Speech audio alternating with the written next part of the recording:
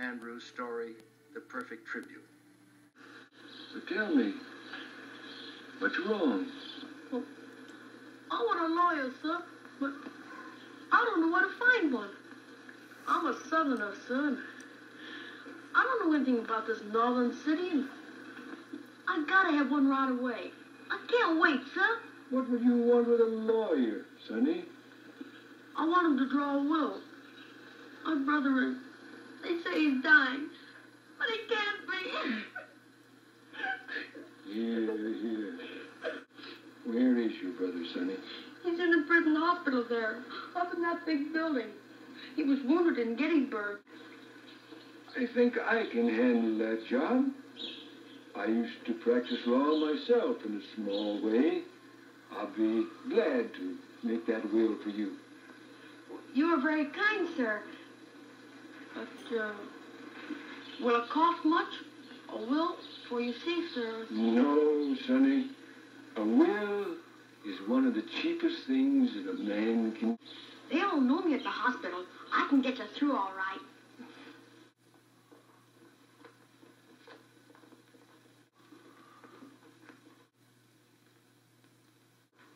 I've brought a lawyer.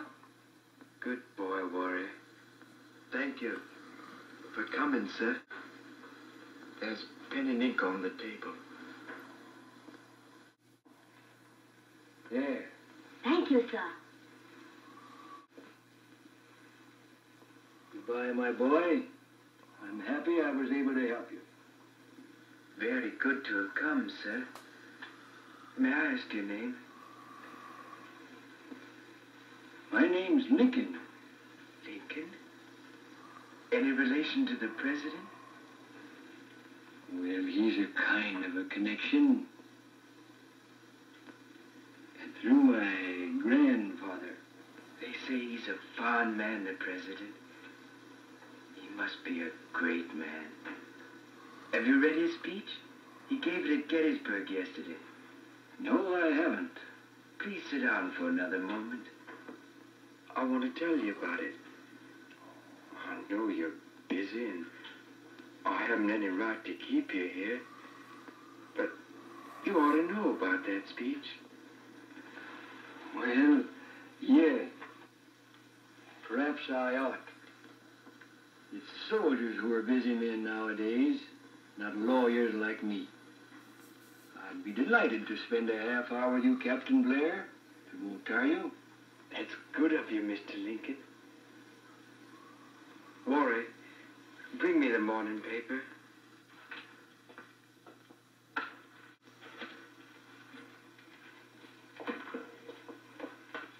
I've had him read it to me over and over. I think I know it by heart. I somehow wanted to learn it. You see, it's one of the greatest speeches of history. I can hardly believe that. Oh, yes, I knew it was. The moment they read it to me. Then my sister said Senator Warrington thought so, too. You see, the senator was there at Gettysburg yesterday. What did the senator say? He told my sister that the speech so went home to the heart of all those thousands of people that when it was ended, it was as if the whole audience held its breath.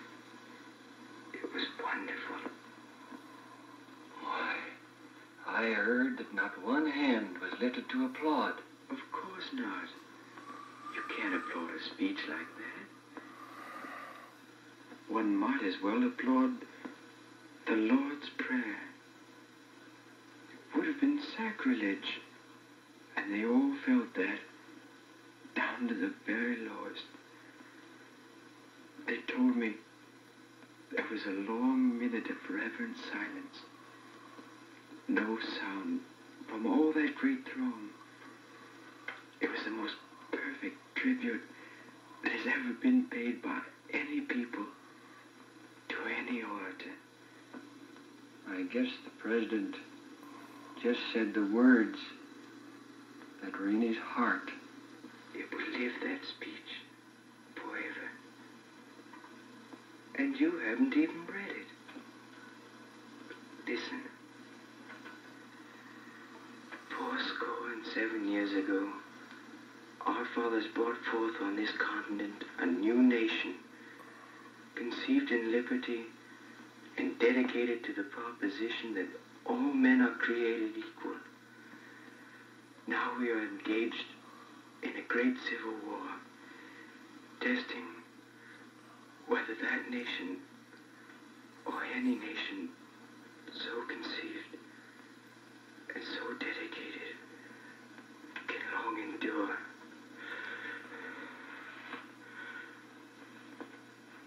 Read the rest, please. I want to hear it again.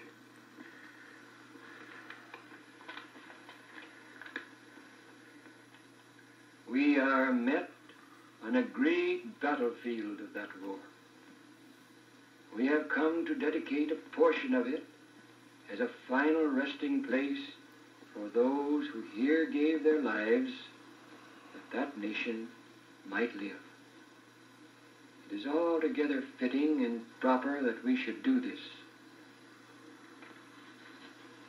But in a larger sense,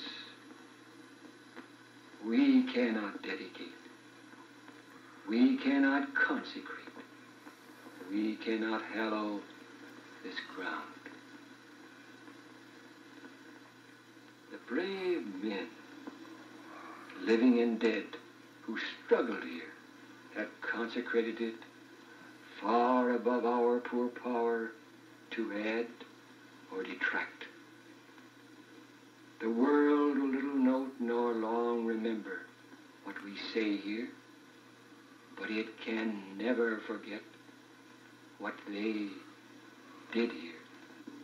It is for us, the living, rather to be dedicated to the unfinished work which they who struggled here have thus far so nobly advanced. It is rather for us to be here dedicated to the great task remaining before us, that from these honored dead we take increased devotion to that cause for which they gave the last full measure of devotion. That we here highly resolve that these dead shall not have died in vain, that this nation under God shall have a new birth of freedom, and that government of the people, by the people, for the people, shall not perish from the earth. He learned it too. They're fine words. Don't you think so? I believe it's a good speech. I wish it were possible before I die to tell him that I know now what we're all fighting for. Bitterness of the fight has faded for me. I only feel the love of country, the satisfaction of giving my life for it. We're not North, we're not South, we're Americans. I only wish I could put my hand in Abraham Lincoln. And he'd be proud to take yours, my son.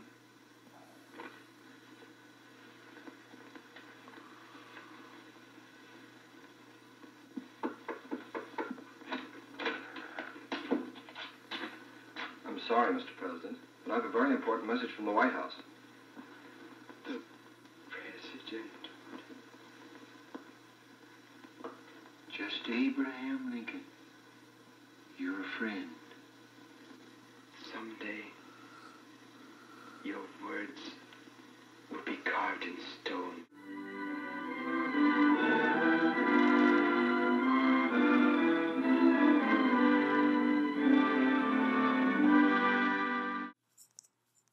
Would Abraham Lincoln recognize his country and be proud of us today?